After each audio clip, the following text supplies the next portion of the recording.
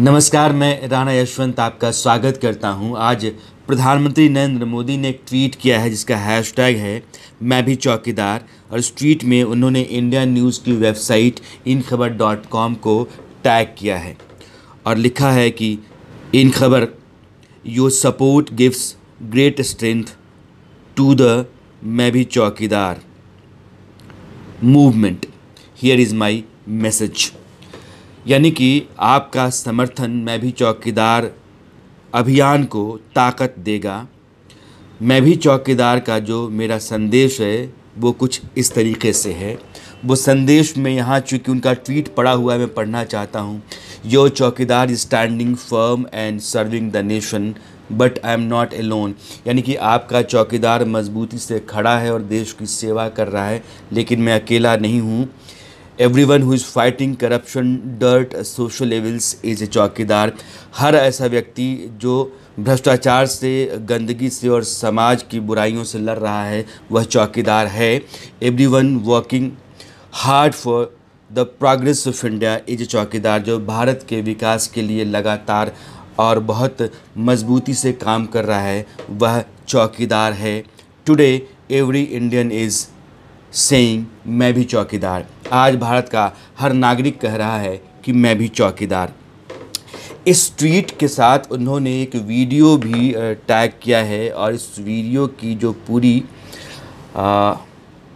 Length है, यानी यह वीडियो कुल मिलाकर 3 मिनट 45 सेकंड का है और इसमें कुछ ये यूँ शुरू होता है, ये देश ये मेरा वतन, ये मेरा घर मेरा चमन। इसके जो अंतरे हैं उसमें कहा जाता है कि मैं नए भारत की कल्पना से सहमत विचार हूँ। मैं देश के विकास में छोटा सा भागीदार हूँ। मैं झूठ के कपाल पे सत्य का प्रहार हूँ। मैं सरहदों के हौसलों के साथ एक हुंकार हूँ। मैं भी चौकीदार हूँ। और इस 3 मिनट 45 सेकंड के वीडियो के आखिर में एक प्लेट आती है वॉइस ओवर के साथ, जिसमें कहा जाता है कि प्रधानमंत्री 31 मार्च को शाम 6 बजे आपसे जुड़ेंगे, आप उनसे जुड़िए। कुल मिलाकर के नरेंद्र मोदी ने इस नैरेटिव को, यानी कि मैं भी चौकीदार, 2019 के चुनाव का सबसे बड़ा नारा बनाने की तैयारी कर ली है। अब ये ऐसा क्यों है? इसलिए है कि राहुल गांधी का जो लगातार हमला है, मंच से उनके जो भाषण हैं, उनकी जो रैलियां हैं, उसमें वो लगातार यह नारा बुलंद करते हैं कि चौकीदार लोगों की तरफ से आवाज़ आती है, चोर है। दरअसल वो इस नैरेटिव को देश के कोने कोने में फैलाना चाहते हैं, इसको नारे के तौर पर खड़ा करना चाहते हैं, लोगों के जहन में बिठाना चाहते हैं, उनके दिमाग में बिठाना चाहते हैं कि चौकीदार चोर है। इसी को काटना चाहते हैं नरेंद्र मोदी। नरेंद्र मोदी बार बार और लगातार ये कहते रहे हैं कि मैं एक ऐसा व्यक्ति हूँ जो चौकीदार हूँ, मैं आपकी पहरेदारी करता हूँ, आपके देश का, आपके ख़जाने का पाई पाई जब तक मैं हूँ तब तक महफूज है, सलामत है। लेकिन इसके उलट कांग्रेस का अपना एक नैरेटिव है जो कहता है कि जब नरेंद्र मोदी आए उसके बाद से इस देश में मोटे मोटे आसामियों, उद्योगपतियों के दिन आ गए और उनके लिए नरेंद्र मोदी के साथ रिश्ते गांठना और मुनाफा कमाना आसान हो गया, आम आदमी के दिन लद गए। यही है नरेंद्र मोदी। राहुल गांधी राफेल सौदे का जिक्र बार बार करते हैं और कहते हैं कि अनिल अंबानी को 30,000 करोड़ का फ़ायदा मोदी जी ने इस सौदे में यूं ही पहुंचा दिया, देश का पैसा उन्होंने उनको दे दिया। इसके साथ साथ कांग्रेस ये कहती रहती है कि ललित मोदी, नीरव मोदी, मेहुल चौकसी, विजय माल्या, ये तमाम लोग जो बैंकों का हज़ारों करोड़ डकार चुके हैं, ये हिंदुस्तान से तभी भाग पाए जब नरेंद्र मोदी यहाँ प्रधानमंत्री बन गए, या नरेंद्र मोदी ने उनके भागने का काम आसान कर दिया। कुल मिलाकर के ये चौकीदार का जो मामला है ये अपने आप में एक फरेब है। दरअसल हाल के कई चुनाव में नैरेटिव्स ने बहुत काम किया है। 2014 का आम चुनाव जो था उसमें एक नैरेटिव खूब चला, अब की बार मोदी सरकार, बहुत हुई महंगाई की मार, अब की बार मोदी सरकार, अच्छे दिन आएंगे। दरअसल नरेंद्र मोदी के आसपास इन दोनों नारों ने एक उम्मीद पैदा की, एक भरोसा पैदा किया और उसी के चलते 10 साल पुरानी मनमोहन सिंह की कांग्रेस सरकार चली गई और नरेंद्र मोदी प्रचंड बहुमत के साथ देश में आ गए। इस बार नरेंद्र मोदी के खिलाफ राहुल गांधी और विपक्ष इस तरीके से लामबंद है कि नरेंद्र मोदी के होने की वजह से आम आदमी पर गाज गिरी है, आम आदमी के दिन खराब हुए हैं, आम आदमी के लिए मुश्किलें बढ़ी हैं। जबकि इसके ठीक उलट नरेंद्र मोदी कहते हैं कि नरेंद्र मोदी के होने की वजह से ही आम आदमी सुरक्षित है, आम आदमी का पैसा खजाने में है, आम आदमी शान से कहता है कि वो हिंदुस्तान का है। हर तबका नरेंद्र मोदी पर भरोसा करता है क्योंकि वो प्रधानमंत्री नहीं बल्कि चौकीदार चुने बैठा है। और अब जब नया चुनाव होने जा रहा है तो हर नागरिक, हर आदमी चौकीदार है, मैं भी चौकीदार। ये नैरेटिव देने का मतलब सिर्फ यही है कि विपक्ष की जो लामबंदी है मोदी के खिलाफ और बार बार मोदी को खारिज करने की कोशिश है, उसको काटा जा सके। दरअसल इसके कई उदाहरण आपको हाल के वर्षों में चुनाव के दौरान दिखते हैं। बिहार में नरेंद्र मोदी मुजफ्फरपुर में भाषण दे रहे थे और भाषण के दौरान उन्होंने कहा था कि नीतीश कुमार तो एक ऐसे नेता हैं जो राजनीति में भी छुआछूत बरतते हैं और सामने से थाली खींच लेते हैं। मेरे साथ जब ऐसा हुआ था मुझे तकलीफ़ बहुत हुई थी, लेकिन मैंने कुछ कहा नहीं था। लेकिन जब जीतन राम मांझी के साथ उन्होंने ऐसा व्यवहार किया तो मुझे बहुत तकलीफ़ हुई। दरअसल मुझे लगा कि उनके डीएनए में ही दोष है और डीएनए में दोष को नीतीश कुमार ने यूँ पकड़ा कि उन्होंने पूरे बिहार के साथ इसको जोड़ दिया।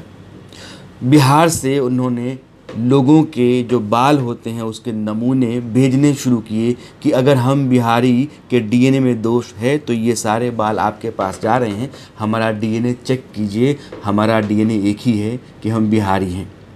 इसको उन्होंने एक जज्बाती मुद्दा बना दिया और 2015 के विधानसभा चुनाव में बीजेपी बुरी तरह हारी। लालू प्रसाद यादव, नीतीश कुमार ने मिलकर के बीजेपी की खटिया खड़ी कर दी। मोदी का पूरा अभियान पस्त पड़ गया। इस तरह के नैरेटिव्स गुजरात के चुनाव में देखिए आप। गुजरात के चुनाव में जब पहला चरण हो चुका था और दूसरे चरण के लिए प्रचार चल रहा था, उसी दौरान मणिशंकर अय्यर ने नरेंद्र मोदी के लिए नीच शब्द का इस्तेमाल किया और इस नीच को नरेंद्र मोदी ने दूसरे चरण के चुनाव के अभियान के दौरान, प्रचार के दौरान उठा लिया और दूसरे चरण में जो नतीजे रहे उनको आप उठा करके देखिए, बीजेपी के हक में आ गए। इसलिए कि ये नैरेटिव कहीं ना कहीं थोड़ा बहुत काम कर गया। पहले चरण के मुकाबले दूसरे चरण में बीजेपी के लिए हालात बेहतर थे और गुजरात में बीजेपी की वापसी को कुछ हद तक आप इस नैरेटिव को भी क्रेडिट दे सकते हैं जो मणिशंकर अय्यर की तरफ से आया कि ये नीच आदमी है।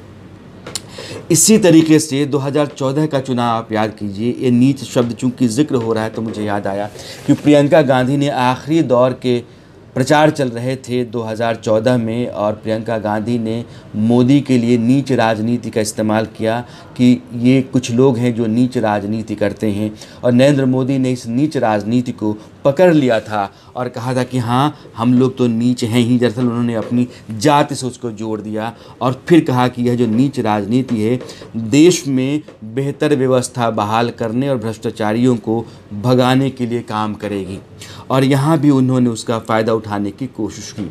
दरअसल इस तरह के नैरेटिव्स जब कभी भी आए हैं नरेंद्र मोदी ने उसका भरपूर फ़ायदा उठाया है। 2014 यह चाय वाला नैरेटिव मणिशंकर अय्यर का, चाय वाला प्रधानमंत्री बन सकता है क्या, नहीं बन सकता, और चाय वाले नैरेटिव को उन्होंने 2014 में बखूबी भुनाया। ठीक वैसे ही जैसे मणिशंकर अय्यर के नीच वाले बयान को गुजरात चुनाव में, प्रियंका गांधी की नीच राजनीति वाले बयान को 2014 के चुनाव में, और नीतीश कुमार ने डीएनए वाले नैरेटिव को बिहार के चुनाव में मोदी के खिलाफ भुनाया था। मोदी को पता है कि नैरेटिव्स हमेशा उनके हक में नहीं चलते हैं, कभी कभी उनके खिलाफ भी काम करते हैं। बिहार उसका उदाहरण है। और इस बार राहुल गांधी जितने आक्रामक तरीके से अपना प्रचार अभियान शुरू कर रहे हैं, जैसे उनकी रैलियां हो रही हैं, उन रैलियों में जिस तरीके से वो नारे लगा रहे हैं, वह नारा कहीं न कहीं लोगों के भीतर यह बात पैदा कर देगा कि चौकीदार, फिर आगे जो लोग कहते हैं वह गली गली में कहा सुना जाने लगेगा। ऐसा अंदेशा बीजेपी के उन रणनीतिकारों को है जो इसकी काट पैदा करना चाहते थे और उन्होंने काट के तौर पर मैं भी चौकीदार निकाला है। यानी देश का हर आदमी चौकीदार है। अगर आप कहते हैं कि देश का चौकीदार, तो सीधे सीधे आप देश के आम आदमी को कहते हैं। अब आम आदमी अपनी ज़ुबान से क्या कहेगा? वो चोर कहेगा? शायद नहीं कहेगा। इसलिए मंच के सामने से उठने वाली आवाज़ को रोकने और राहुल गांधी की रणनीति को काटने का विकल्प है मैं भी चौकीदार। भारत की राजनीति में इस तरह के नैरेटिव्स, इस तरह के नारे काम आने लगे हैं। आपको इसका एहसास हुआ होगा। नरेंद्र मोदी इसके मास्टर हैं और इस बार 2019 के चुनाव में यह मैं भी चौकीदार का नारा बुलंद ज़रूर होगा। अब वक्त हो चला है आपसे विदा लेने का, लेकिन विदा लेने से पहले वही बात, इस चैनल को आप लाइक करें, सब्सक्राइब करें और अपना फीडबैक भी ज़रूर दें। और हाँ, बेल आइकन दबाकर नोटिफिकेशन ज़रूर लें। नमस्कार।